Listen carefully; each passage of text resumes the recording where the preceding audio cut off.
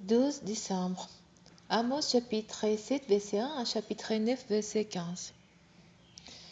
Voici ce que me fit voir le Seigneur l'Éternel. Il y avait un instant des criquets en temple où les regains commençaient à pousser. C'était après la coupe qu'ils l'ont faite pour le roi. Quand les criquets auront fini de dévorer l'herbe des champs, j'ai dit, Seigneur Éternel, accorde le pardon de grâce. Sinon, comment Jacob pourra-t-il subsister, lui qui est si petit? L'Éternel renonça. Cela ne sera pas, dit l'Éternel. Voici ce qui me fit voir le Seigneur l'Éternel. Le Seigneur l'Éternel fit appel au feu pour exercer un jugement. Et le fut tari les nappes souterraines et consuma le territoire. Je dis, Seigneur Éternel, arrête, je t'en prie. Sinon, comment Jacob pourra-t-il subsister, lui qui est si petit? Et l'Éternel y annonça, cela non plus n'aura pas lieu, le Seigneur l'Éternel le déclare. Puis voici ce qui me fit voir. Le Seigneur se tenait sur un mur en étang et il tenait de l'étang dans sa main. L'Éternel me dit, que vois-tu, Amos? Et j'ai dit, de l'étang. Et le Seigneur me dit, je vais mettre l'étang en milieu d'Israël, mon peuple, et des hommes, et je ne lui laisserai plus rien passer. Les autres lieux d'Isaac seront détruits, les sanctuaires d'Israël seront rasés. J'interviendrai avec l'épée contre la dynastie de Jéroboam.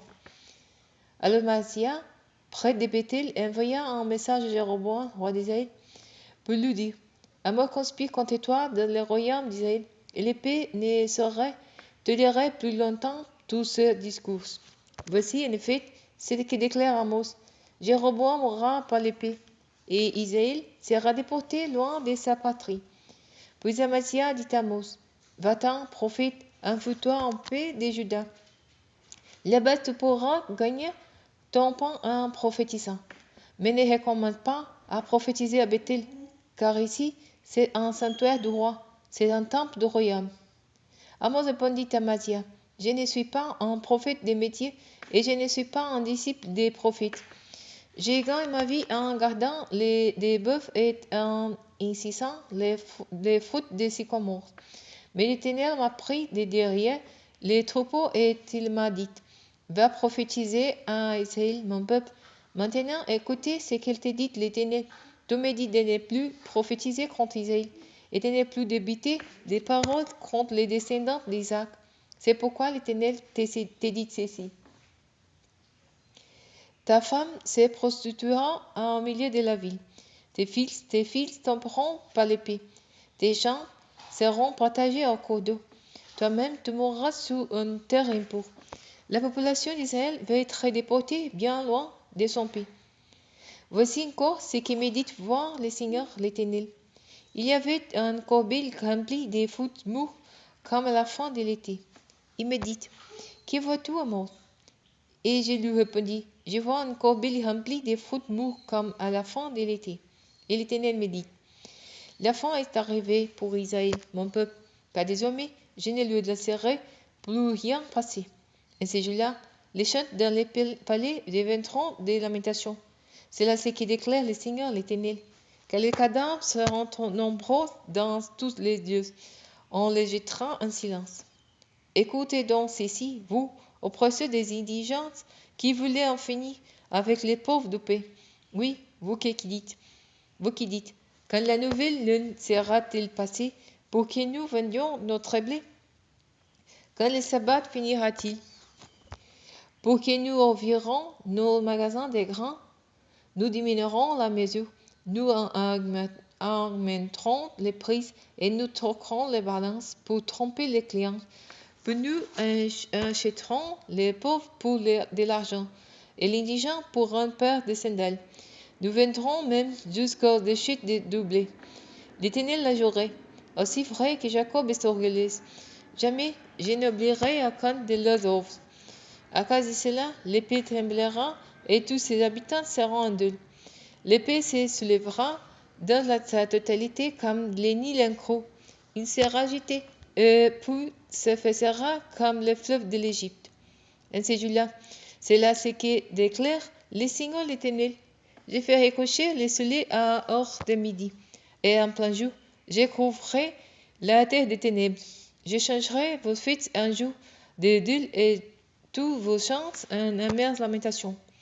J'imposerai un habit d'étoiles des sacs à tous les habitants et leur ferai raser la tête. J'infligerai à ses pieds une douleur si profonde que lorsqu'on perd d'un fil unique, ce qui deviendra par la suite ne sera que jour de malheur. Voici venez des jours, c'est là ce que déclare le Seigneur l'Éternel. Oh, je répandrai la famine dans les pays. On aura faim et soif, non pas de pain en dos, mais faim et soif d'entendre les paroles de l'Éternel. Elles iront dans mer jusqu'à l'autre et plus du nord à l'est. Ils iront ça et là pour rechercher les paroles de l'Éternel, mais ils ne le trouveront pas. À ces jours-là, les belles jeunes filles, les jeunes hommes dépéreront de soif. Ceux qui prétendent sa main par l'idole coupable de ses maris, tous ceux qui disent vive ton Dieu au don, vive l'écoute, vendu à Bethséba, tomberont sans jamais se relever. J'ai vu le Seigneur debout sur l'autel, disant, frappez les chapiteaux des colonnes du temple, et que les sulces en tremblant, prise-les sur leur tête à tous. Ceux qui subsisteront, je les abattrai par l'épée. Aucun d'eux ne pourra s'enfuir, aucun d'eux n'en réchappera, car s'ils s'enfoncent jusqu'au séjour des morts, ma main les en cherchera.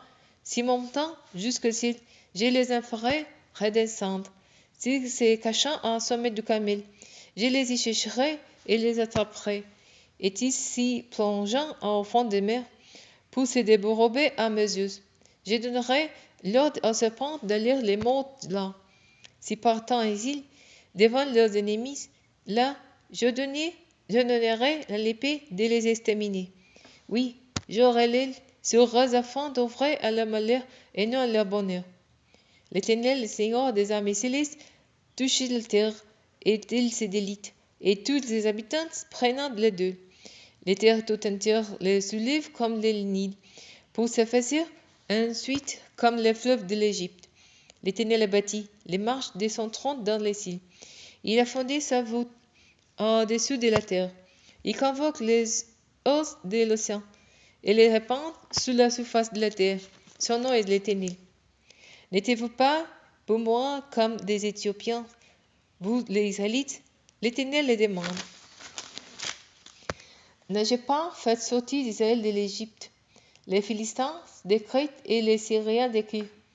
Le Seigneur l'Éternel observe ces royaumes coupables. Je les supprimerai de la surface de la terre.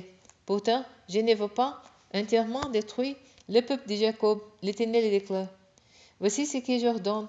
Je secourrai le peuple d'Israël chez tous les autres peuples, comme on secoue les grains quand on mise dans les cribles, sans qu'il ne tombe à terre aucune pierre, même petit. Les coupables parmi nous, mon peuple, mourront par l'épée. Tous ceux qui disent le malheur se n'approchera pas de nous, et il ne nous atteindra pas. Et ce jour-là, moi, je relèverai la haute de David qui tombe en ruine. J'emboucherai les brèches et j'en relèverai les ruines. Je les rabattrai pour qu'ils soient comme autrefois, afin qu'ils entrent en possession de ce qui restera des Édomites et des autres peuples appelés de mon nom comme ma possession. L'Éternel le déclare, lui qui réalisera tout cela. Voici venu des jours, l'Éternel le déclare, ô celui qui les bords suivra de près les monsonneurs, et où les vendangeurs suivra celui qui sème. Le vent nouveau roussellera de toutes les montagnes, de toutes les collines il collera flotte. Je ramènerai les captifs de mon peuple Israël, et ils ébattront les villes dévastées, et les habiteront. Ils planteront des vignes et en boiront les vins. Ils établiront les jardins et ils aménageront les fautes. Je les planterai sur leur terre et ils ne seront plus arrachés à la terre que je leur ai donnée, dit l'Éternel ton Dieu.